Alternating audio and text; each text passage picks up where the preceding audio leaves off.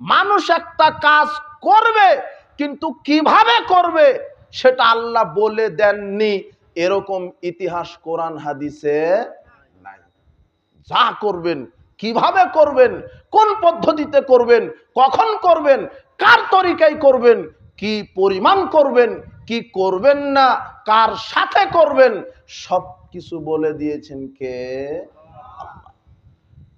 আমি ইবাদত বলতে শুধু মনে করেছি শুধু মসজিদে গিয়ে সালাতে আদায় করার নাম ইবাদত। জি না, শুধু সালাত আদায় করার নাম ইবাদত নয়, শুধু সিয়াম পালন করার নাম ইবাদত নয়। আপনি সালাত আদায় করছেন আল্লাহর বিধানে, মসজিদেও সেজদা করছেন, মাজারেও সেজদা করছেন। মাজারে সেজদা করা কি আল্লাহর বিধান?